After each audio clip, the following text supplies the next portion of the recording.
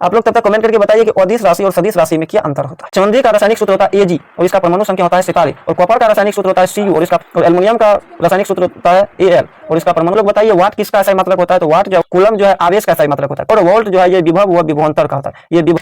चलिए नेक्स्ट प्रश्न है, प्रतिरोध को दो तरीका से जोड़ा जाता है, एक होता है श्रेणी क्रम और दूसरा होता है समांतर क्रम। जॉर्ज साइमन ओम नाम का एक वैज्ञानिक था जो कि जर्मन का वैज्ञानिक था। ये जो है सन 1826 ईस्वी में एक नियम दिया, जिसे कौन सा नियम कहा जाता है, जिसे ओम का नियम कहा जाता है। इसका नियम ये था, ओम का नियम, ये बहुत इंपॉर्टेंट टॉपिक है, इससे हर साल क्वेश्चन 2 से 3 क्वेश्चन। नमस्कार दोस्तों, स्वागत है आपका आज की इस वीडियो में। आज की इस वीडियो में मैं लेकर के आया हूँ क्लास 10th फिजिक्स का चैप्टर नंबर 4 विद्युत धारा के सभी इंपॉर्टेंट क्वेश्चन एक बार एक करके देखेंगे। तो चलिए शुरुआत करते हैं आज की इस वीडियो को। और इस वीडियो से पहले हम लोग 3 चैप्टर का चर्चा कर चुके हैं।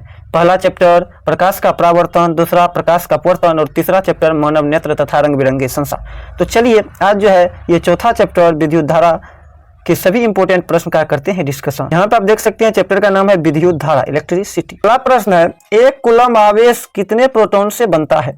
Q बराबर प्लस माइनस एन, Q बराबर प्लस माइनस Ne होता है। तो यहाँ पे बोल रहा है प्रोटॉन की संख्या, अर्थात नंबर ऑफ प्रोटॉन यदि मांग रहा है तो यहाँ पे दिया हुआ है Q बराबर 1 कूलम। Q बराबर कितना दिया हो, 1 कूलम, और N हमें ज्ञात करना है।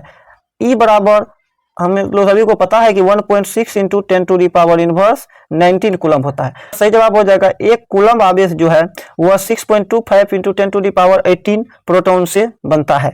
यदि इलेक्ट्रॉन भी पूछता तो यही जवाब हो जाता है कितने इलेक्ट्रॉन से बनता है। तो चलिए अगला प्रश्न को हम लोग देखते हैं। प्रश्न संख्या 2 है, किस उपकरण में प्लस और माइनस का चिन्ह नहीं होता, अर्थात धन और ऋण का चिन्ह नहीं होता? तो किस उपकरण में नहीं होता है, तो वह कुंडली होता है जिसमें प्लस और माइनस का चिन्ह नहीं होता। कुंडली मतलब तार की परिनालिका जो होती है उसी को कुंडली कहा जाता है, उसमें प्लस और माइनस का चिन्ह नहीं होता।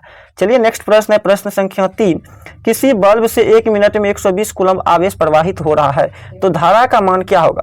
क्या बोल रहा है, बोल रहा है 1 मिनट में कितना कूलम जा रहा है, तो 1 मिनट में 120 कूलम जा रहा है। 1 मिनट में 120 कूलम, 1 मिनट में होता है 60 सेकेंड, और 60 सेकेंड में कितना आवेश जा रहा है, 120 कूलम, अर्थात 1 सेकेंड में जो है 1 सेकेंड में 2 कूलम आवेश जा रहा है।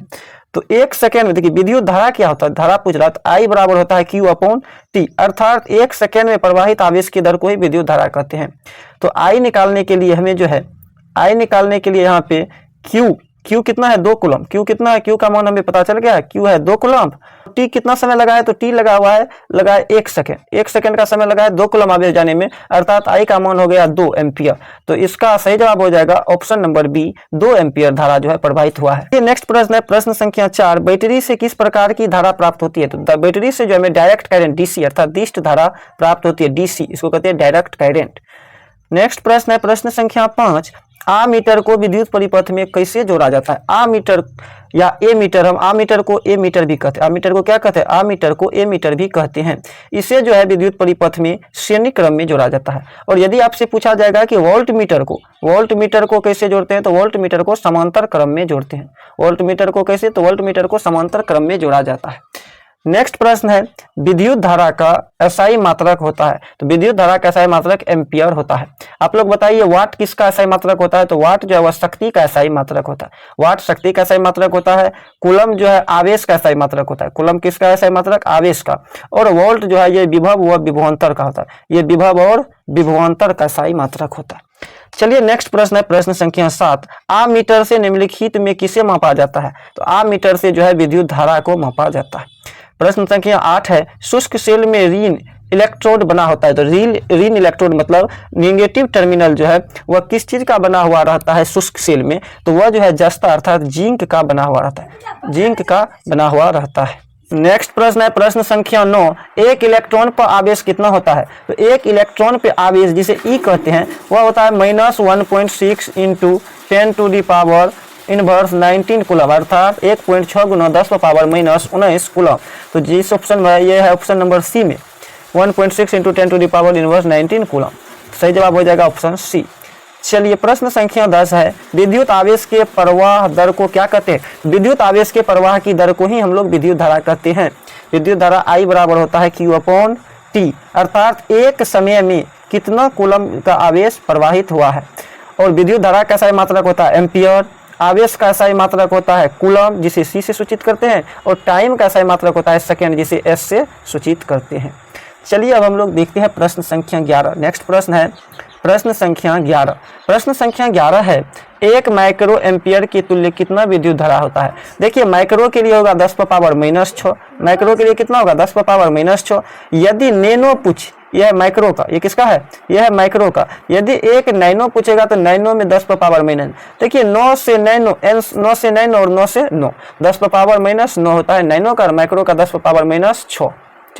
प्रश्न संख्या 12 है, धारा मापने में किसका उपयोग होता है। तो विद्युत धारा मापने में एमीटर का उपयोग होता है। आप लोग बताइए ओम मीटर से क्या मापा जाता है। तो ओम मीटर से प्रतिरोध मापा जाता है, ओम मीटर से प्रतिरोध मापा जाता है। और वोल्ट मीटर से क्या मापा जाता है। तो वोल्ट मीटर से विभव व विभवांतर मापा जाता है, वोल्ट मीटर से विभव और विभवांतर मापा जाता है। प्रश्न संख्या 13 है, जब किसी चालक से विद्युत धारा बहती है तो गतिशील कण क्या होते हैं। तो गतिशील कण जो है इलेक्ट्रॉन होते हैं। आप सभी जानते हैं कि प्रोटॉन कभी भी नहीं बहता है, कभी भी जब तार में बहती है तो वह जो है गतिशील कण इलेक्ट्रॉन ही होती है। नेक्स्ट प्रश्न है प्रश्न संख्या 14, विद्युत आवेश का SI मात्रक क्या होता है। अभी मैं बताया हूं विद्युत आवेश का SI मात्रक कूलम्ब होता है। एम्पियर किसका SI मात्रक होता है। तो एम्पियर जो है विद्युत धारा का SI मात्रक होता है, एम्पियर विद्युत धारा का। ओम किसका SI मात्रक होता है। ओम प्रतिरोध का SI मात्रक होता है, ओम प्रतिरोध का SI मात्रक। और वोल्ट जो है ये विभव व विभवांतर का होता है, वोल्ट विभव व विभवांतर का SI मात्रक होता है। चलिए रिवीजन कराते हुए जा रहे हैं। प्रश्न संख्या 15 है, कैथोड किरणें में क्या उपस्थित होते हैं। कैथोड किरण में जो है वह क्या उपस्थित होते हैं। तो कैथोड किरण में इलेक्ट्रॉन उपस्थित होते हैं। चलिए अगला प्रश्न है प्रश्न संख्या 16। प्रश्न संख्या 16 है, निम्नलिखित पदार्थों में चालक कौन सा है। चालक पदार्थ इसमें कौन सा। अभ्रक जो है चालक नहीं है, कांच चालक नहीं है, चीनी मिट्टी चालक नहीं, इसमें एल्युमिनियम जो है ये क्या है, चालक है। प्रश्न संख्या 17 है, धात्विक चालकता पदार्थ के अंदर किस कण की गति पर आश्रित होता है। अर्थात किस चीज के कारण हम लोग कहते हैं कि ये पदार्थ जो है चालक है या कुचालक है। तो वह जिस पदार्थ में फ्री इलेक्ट्रॉन की संख्या ज्यादा होगी उसको कहेंगे हम लोग अत्यधिक चालक पदार्थ है। अर्थात हम लोग इलेक्ट्रॉन की संख्या पे आश्रित होता है, या तो चालक है अथवा कुचालक। गतिशील कण जो है वह भी इलेक्ट्रॉन ही होता है। चलिए प्रश्न संख्या 18 को हम लोग देखते हैं। प्रश्न संख्या 18 है, धातु में आवेशवाहक होते हैं। धातु में आवेशवाहक होते हैं इलेक्ट्रॉन। धातु में क्या आवेशवाहक होते हैं, इलेक्ट्रॉन। प्रश्न संख्या 19 है, शुद्ध जल किस प्रकार का चालक होता है। तो शुद्ध जल जो है वह कुचालक होता है। शुद्ध जल क्या होता है, शुद्ध जल कुचालक होता है। प्रश्न संख्या 20 है, निम्नलिखित में कौन सा सर्वाधिक सुचालक। इस चारों में कौन सा ऐसा पदार्थ है जो सबसे ज्यादा सुचालक है। तो देखिए दुनिया का सबसे सुचालक पदार्थ चांदी होता है। क्या होता है, चांदी होता है। यदि चांदी नहीं रहेगा ऑप्शन में तब होगा तांबा, चांदी के बाद तांबा, तांबा के बाद एल्युमिनियम होगा। तांबा को कॉपर भी कहते हैं, तांबा को क्या कहते हैं, तांबा को कॉपर भी कहते हैं। चांदी का रासायनिक सूत्र होता है Ag और इसका परमाणु संख्या होता है 47। और कॉपर का रासायनिक सूत्र होता है Cu और इसका परमाणु सूत्र होता है संख्या होता है 29। और एल्युमिनियम का रासायनिक सूत्र होता है Al और इसका परमाणु संख्या होता है। चलिए हम लोग देखते हैं नेक्स्ट टॉपिक से प्रश्न को। तो नेक्स्ट टॉपिक है विभव और विभवांतर। तो विभव और विभवांतर के चलिए हम लोग पहला प्रश्न को देखते हैं। कहता है किसी वोल्ट मीटर में स्केल पर 0 वोल्ट और 1 वोल्ट के बीच 20 विभाजन चिन्ह है तो उसे वोल्ट मीटर का अल्प मापांक है। उस वोल्ट मीटर का अल्प मापांक कितना है। चलिए इसको समझना पड़ेगा। सबसे पहले देखिए बोल रहा है कि एक स्केल है, इसमें 0 से लेकर के 0 वोल्ट से लेकर के 1 वोल्ट तक जो है ये प्रदर्शित होता है और इसमें 20 चिन्ह है। क्या वो चिन्ह है, 20 चिन्ह है। इस तरह से 20 चिन्ह है। इसमें क्या को चिन्ह है, 20 गो चिन्ह है। तो 20 गो जब चिन्ह है तो बोल रहा है कि एक बिंदु जो है एक चिन्ह का मतलब कितना वोल्ट होगा। तो देखिए यदि 20 चिन्ह है तो आपको सीधा करना है 1 वोल्ट में 20 से भाग देना। एक में क्या करना है, 20 से भाग देना, जो आ जाएगा भागफल वही आंसर हो। यदि 1 में 20 से भाग देंगे तो होगा 0.05। इसका अल्पनांक होगा, इसका अल्प मापांक जो है वही हो जाएगा 0.05। चलिए हम लोग देखते हैं प्रश्न संख्या 2। प्रश्न संख्या 2 है, वोल्ट मीटर को विद्युत परिपथ में किस क्रम में जोड़ा जाता है। तो वोल्ट मीटर को जो है विद्युत परिपथ में समांतर क्रम में जोड़ा जाता है और ए मीटर को श्रेणी क्रम में जोड़ता है। श्रेणी क्रम में किसे जोड़ा जाता है, ए मीटर को श्रेणी क्रम में जोड़ा जाता है। प्रश्न संख्या 3 है, विभवांतर मापने वाले यंत्र को कहा जाता है। तो विभवांतर मापने वाले यंत्र को वोल्ट मीटर कहा जाता है और विद्युत धारा मापने वाले यंत्र को जो है ए मीटर कहा जाता है। प्रश्न संख्या 4 है, विभवांतर का SI मात्रक होता है। तो विभवांतर का SI मात्रक वोल्ट होता है। प्रश्न संख्या 5 है, 12 वोल्ट विभवांतर के 2 बिंदुओं के बीच 2 कूलम्ब आवेश को ले जाने में कितना कार्य करना पड़ेगा। देखिए V बराबर सूत्र होता है W/Q, W/Q होता है। यहाँ पे दिया हुआ है V का मान 12 वोल्ट और Q का मान दिया हुआ है 2 कूलम, Q का मान 2 कूलम, तो हमें W निकालना, Q का मान दिया हुआ है 2 कूलम, तो W का मान जो है क्रॉस मल्टीप्लिकेशन हो जाएगा और 24 जूल हो जाएगा। W का मान कितना हो जाएगा? W का मान 24 जूल हो जाएगा। नेक्स्ट प्रश्न है प्रश्न संख्या 6, निम्नलिखित में कौन सा कथन सत्य है? तो देखिए यहाँ पे जूल का बात हो रहा है, तो एक फॉर्मूला अभी हम लोग ऊपर में देखे थे, V बराबर होता है W अपॉन Q, V बराबर W अपॉन Q। तो W जो है ये कार्य का ऐसा मात्रक है, इसको जूल कहते हैं, और Q को हम लोग कहते हैं कूलम। ये आवेश कैसा मात्रक होता है? कूलम। तो V बराबर होता है J/C। तो यहाँ पे जो है J बराबर क्या हो जाएगा? तो J बराबर हो जाएगा V गुना C, V गुना C। तो V मतलब वोल्ट और गुना C मतलब कूलम। तो ऑप्शन नंबर बी जो है सही जवाब हो जाएगा। नेक्स्ट प्रश्न है प्रश्न संख्या 7, 1 वोल्ट बराबर कितना होता है? तो 1 वोल्ट बराबर जो है 1 जूल प्रति कूलम होता है। V बराबर क्या होता है? J/C या W/Q, तो जूल प्रति कूलम होता है। 1 वोल्ट बराबर 1 जूल प्रति 1 कूलम। प्रश्न संख्या 8 है, एक एमीटर के शून्य तथा 2 अंकों के बीच 20 विभाग है, तो एमीटर का अल्पमंक कितना होगा? अभी मैं आपको बताया हूं, केवल आपको क्या करना है, एम्पियर में या भाग में बांटा उससे भाग दे देना। तो 2 में आपको 20 से क्या करना है? भाग देना। 1 बटे क्या हो जाएगा? 1/10। यदि 1/10 को हम लोग तोड़ेंगे तो हो जाएगा कितना? 0.1। 0 कितना हो जाएगा? 1 हो जाएगा। तो इसका सही जवाब हो जाएगा ऑप्शन नंबर बी। संख्या 9 है, सेल का विद्युत वाहक बल कितना होता है? देखिए सेल का विद्युत वाहक बल जो है वह सेल द्वारा इकाई आवेश पर किया गया कार्य होता है। संख्या 10 है, एक सेल का विद्युत वाहक बल 1.5 वोल्ट है और 1 कूलम आवेश गुजारने में किया गया कार्य कितना होगा? तो यदि 1.5 वोल्ट और 1 कूलम आवेश है तो यहाँ पे 1.5 जूल का कार्य किया जाएगा। प्रश्न संख्या 11 है, वोल्टता V1 पर P1 शक्ति P1 का एक प्रतिरोध वोल्टता V2 पर शक्ति P2 के प्रतिरोधक की श्रेणी में जुड़ा हुआ है, तो समतुल्य प्रतिरोध होगा। प्रश्न संख्या 11 है, वोल्टता V1 पर शक्ति P1 का एक प्रतिरोध वोल्टता V2 पर शक्ति P2 के प्रतिरोधक को श्रेणी क्रम में जोड़ा है, तो समतुल्य प्रतिरोध कितना होगा? तो इसका समतुल्य प्रतिरोध जवाब हो जाएगा ऑप्शन ए, V1 स्क्वायर बटे P1 और प्लस V2 स्क्वायर बटे P2। चलिए अब हम लोग देखते हैं नेक्स्ट प्रश्न संख्या 12 को, विद्युत विभव कौन सी राशि? विद्युत विभव जो है ये अदिश राशि होता है। आप लोग तब तक कमेंट करके बताइए कि अदिश राशि और सदिश राशि में क्या अंतर होता है। चलिए अब हम लोग देखेंगे नेक्स्ट टॉपिक के प्रश्न को। नेक्स्ट टॉपिक है ओम का नियम। ये बहुत ही इंपॉर्टेंट टॉपिक है, इससे हर साल क्वेश्चन 2 से 3 क्वेश्चन आते हैं। तो चलिए देखते हैं प्रश्न संख्या 1 को, किसी चालक के छोरों के बीच विभवांतर भी प्रतिरोध R एवं प्रवाहित धारा I के बीच क्या है? तो सबसे पहले हम लोग जानेंगे कि ओम का नियम क्या होता है। देखिए ओम का नियम, ओम नाम का एक वैज्ञानिक था, जॉर्ज साइमन ओम नाम का एक वैज्ञानिक था जो कि जर्मन का वैज्ञानिक था।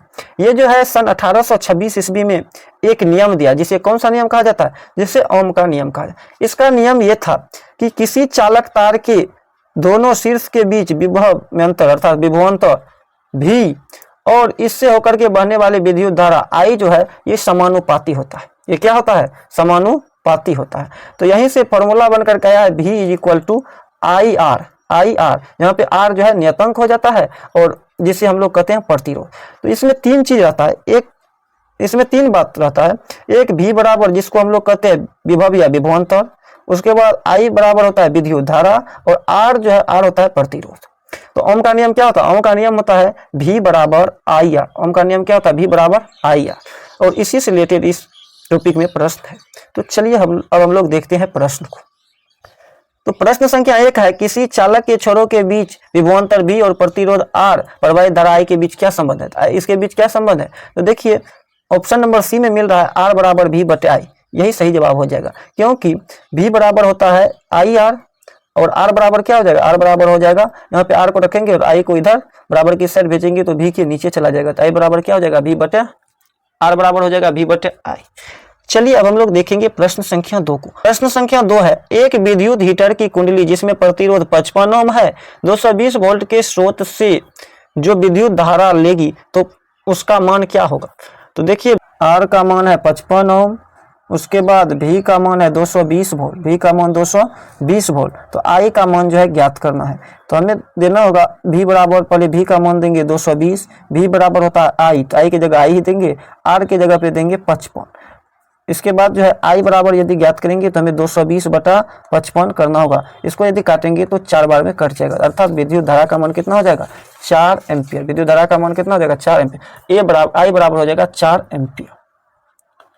तो इस प्रश्न का जो है सही जवाब हो जाएगा 4 एम्पियर का विद्युत धारा जो है खपत होगा। प्रश्न संख्या 3 है, किसी कुंडली का प्रतिरोध ज्ञात करने के लिए कौन सा सूत्र लगाते हैं? आर बराबर कौन सा सूत्र लगाते हैं? आर बराबर भी बटे आई बराबर सूत्र लगाते हैं। ऑप्शन नंबर सी हो जाएगा सही जवाब। प्रश्न संख्या 4 है, निम्न में से कौन सा संबंध सत्य है? तो भी बराबर आई आर होता तो ही सत्य होता, सी में है भी बराबर आई आर, ये सही है। प्रश्न संख्या 5 है, ओम का नियम है, ओम का नियम है भी बराबर आई आर। प्रश्न संख्या 6 है, रियोस्टेट का उद्देश्य क्या है? तो रियोस्टेट का उद्देश्य है धारा के परिणाम में वृद्धि या कमी। प्रश्न संख्या 7 है, एक विद्युत बल्ब के तंतु का प्रतिरोध 1200 ओम है, यह बल्ब 220 वोल्ट के स्रोत से कितनी धारा लेगी? तो प्रतिरोध जो है आर कितना है, जो है आर का मान दिया हुआ है 1200, उसके बाद जो है भी का मान दिया हुआ है 220 वोल्ट और आई का मान जो है वह ज्ञात करना है। तो आई बराबर हो जाएगा भी बटे आर, आई बराबर भी बटे आर। तो आई ज्ञात करने के लिए हमें भी का मान 220 और आर का मान 1200 पुट करना होगा। 1 0 से 1 0 कट जाएगा, यहाँ पर हो जाएगा 11/60। तो इसको यदि हम लोग सॉल्व करेंगे तो ये हो जाएगा 0.18 एम्पीयर। नेक्स्ट प्रश्न है, प्रश्न संख्या 8, निम्नलिखित में से कौन सा कथन सत्य है? तो कौन सा कथन सत्य है ओम के नियम के लिए? तो भी बराबर क्या होता है? भी बराबर होता है आई आर। भी बराबर क्या होता है? I R. तो भी बराबर होगा, यहाँ पे ऑप्शन नंबर ए में भी बराबर होगा एम्पियर भागा ओम। तो बिल्कुल सही जवाब ऑप्शन नंबर ए ही होगा। भी बराबर क्या? एम्पियर भागा ओम। इसका सही मतलब होता है एम्पियर और इसका सही मतलब होता है ओम। प्रश्न संख्या 9 है, ओम के नियम का गणितीय रूप क्या है? तो ओम के नियम का गणितीय रूप है भी बराबर आई आर होता है, तो आई बराबर भी बटे आर हो जाएगा इसका सही जवाब। तो ओम का नियम टॉपिक जो है खत्म हो चुका है। अब हम लोग देखेंगे नेक्स्ट टॉपिक के प्रश्न को। नेक्स्ट टॉपिक है, वह कारक जिन पर किसी चालक का प्रतिरोध निर्भर करता है। तो चलिए हम लोग देखते हैं प्रश्न को। प्रश्न संख्या 1 है, ताप बढ़ने से चालक का प्रतिरोध पर क्या असर पड़ेगा? तो ताप बढ़ने पर जो चालक का प्रतिरोध बढ़ेगा। दूसरा प्रश्न है, प्रतिरोध का SI मात्रक होता है? तो प्रतिरोध का SI मात्रक ओम होता है। प्रश्न संख्या 3 है, चालक का प्रतिरोध निर्भर नहीं करता। देखिए चालक की लंबाई पे करता है, चालक का क्षेत्रफल पर करता है, ताप पर करता है, चालक में प्रवाहित विद्युत धारा पर नहीं करता। तो ये जो है इसका सही जवाब हो जाएगा। नेक्स्ट प्रश्न है, प्रश्न संख्या 4, आममीटर का प्रतिरोध होता है। आममीटर का प्रतिरोध कितना होता है? आममीटर का प्रतिरोध जो है वह बहुत ही छोटा होता है। प्रश्न संख्या 5 है, विद्युत का अच्छा चालक है। विद्युत का अच्छा चालक चांदी होता है। प्रश्न संख्या 6 है, विद्युत बल्ब का तंतु फिलामेंट होता है टंगस्टन का। प्रश्न संख्या 7 है, किसी चालक की प्रतिरोधकता कैसे मात्रक? देखिए प्रतिरोधकता कैसे मात्रक ओम मीटर होता है और प्रतिरोध कैसे मात्रक ओम होता है। प्रश्न संख्या 8 है, प्रतिरोध का मान बढ़ाने के लिए प्रतिरोध को जोड़ा जाता है। प्रतिरोध का मान बढ़ाने के लिए प्रतिरोध को जब श्रेणी क्रम में जोड़ा जाता है। किस क्रम में जोड़ा जाता है? श्रेणी क्रम में जोड़ा जाता है। यहाँ पे देखिए ऑप्शन ए में है पार्श्व क्रम और ऑप्शन बी में है समांतर क्रम, दोनों का मतलब एक ही होता है, इसीलिए इसका सही जवाब हो जाएगा ऑप्शन नंबर डी में से कोई नहीं। प्रश्न संख्या 9 है, निम्नलिखित में से किस धातु से सोलर सेल बनता है? तो सिलिकॉन से सोलर सेल बनता है। प्रश्न संख्या 10 है, विद्युत प्रतिरोध के कारण चालक में उत्पन्न होता है। प्रतिरोध के कारण चालक में क्या होता है? ऊष्मीय प्रभाव उत्पन्न होता है। प्रश्न संख्या 11 है, लंबाई बढ़ाने से तार का प्रतिरोध क्या होता है? तो लंबाई बढ़ाने से तार का प्रतिरोध बढ़ता है। तार का प्रतिरोध क्या होता है? तार का प्रतिरोध जो है वह बढ़ता है। प्रश्न संख्या 12 है, 20 डिग्री सेल्सियस पर सिल्वर की विद्युत प्रतिरोधकता होती है। तो 20 डिग्री सेल्सियस पे सिल्वर की विद्युत प्रतिरोधकता कितनी होती है? तो वह 1.60 × 10⁸ ओम मीटर होती है। इस टॉपिक है प्रतिरोधकों के निकाय का प्रतिरोध। तो चलिए अब हम लोग देखते हैं इसके प्रश्न को। प्रश्न संख्या 1 है, 10 ओम एवं 20 ओम के दो प्रतिरोधकों को श्रेणी क्रम में जोड़ने पर समतुल्य प्रतिरोध क्या? देखिए प्रतिरोध को दो तरीका से जोड़ा जाता है, एक श्रेणी क्रम और दूसरा समांतर क्रम। श्रेणी क्रम का जो है समतुल्य प्रतिरोध निकालने के लिए हम लोग सीधा प्रतिरोध को क्या करते हैं? जोड़ देते हैं। R बराबर होगा R1 + R2, सीधा क्या करेंगे? जोड़ देंगे। और समांतर क्रम का प्रतिरोध निकालने के लिए 1/R, P मतलब पैरेलल निकालने के लिए 1/R1 + 1/R2 अर्थात इसका बट्टा का जोड़ करते हैं, व्युत्क्रम का योग करते हैं। तो चलिए अब हम लोग देखेंगे प्रश्न को। प्रश्न संख्या 1 है, 10 ओम एवं 20 ओम के दो प्रतिरोधकों को किस क्रम में जोड़ने के लिए बोला है? तो श्रेणी क्रम में। श्रेणी क्रम में हम लोग सीधा जोड़ देंगे तो 20 10 30 ओम हो जाएगा समतुल्य प्रतिरोध। प्रश्न संख्या 2 है, R ओम वाले n प्रतिरोधकों को समांतर क्रम में जोड़ने पर क्या होगा? देखिए श्रेणी क्रम में जोड़ने पर प्रतिरोध का मान बढ़ता है और समांतर क्रम में जोड़ने पर प्रतिरोध का मान घटता है।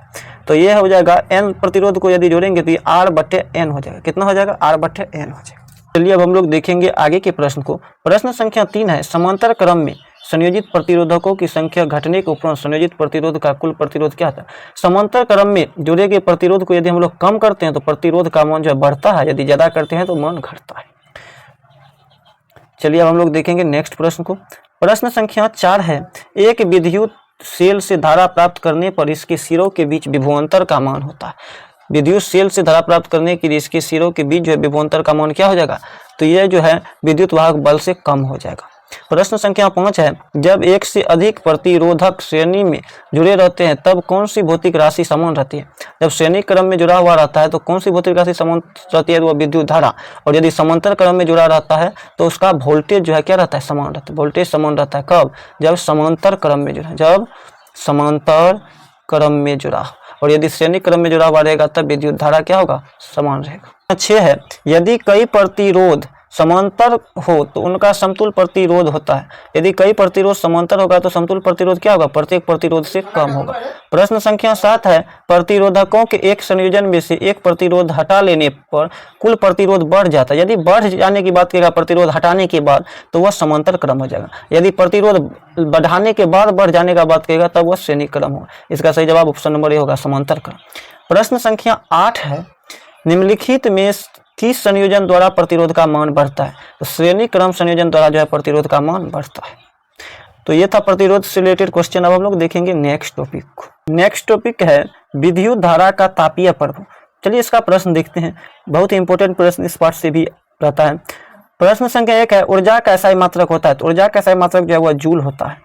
प्रश्न संख्या 2 है, 1 जूल का मान होता है। तो 1 जूल का मान 0.24 कैलोरी होता है। प्रश्न संख्या 3 है, कार्य करने की क्षमता को कहते हैं, इसे शक्ति कहते हैं, इसी को पावर कहते हैं और इसका SI मात्रक होता है वाट। इसका SI मात्रक वाट होता है। प्रश्न संख्या 4 है, 1 यूनिट विद्युत ऊर्जा होता है। 1 यूनिट विद्युत ऊर्जा वो होता है 3.6 × 10⁻6 जूल। प्रश्न संख्या 5 है, किलोवाट घंटा एक इकाई है। देखिए किलोवाट घंटा जो है इसमें से किसी का इकाई नहीं, ऑप्शन जो है रॉन्ग है। प्रश्न संख्या 6 है, विद्युत बल्ब में कौन सी गैस भरी जाती है। विद्युत बल्ब में जो है निष्क्रिय गैस भरी जाती है। और यदि पूछेगा निष्क्रिय गैस के रूप में कौन सा, तो वह नाइट्रोजन और आर्गन गैस। कौन सा गैस, 2 गैस, नाइट्रोजन और आर्गन। विद्युत फ्यूज विद्युत धारा किस प्रभाव पर कार्य करता है। विद्युत फ्यूज जो है विद्युत धारा कुसुमीय प्रभाव पर कार्य करता है।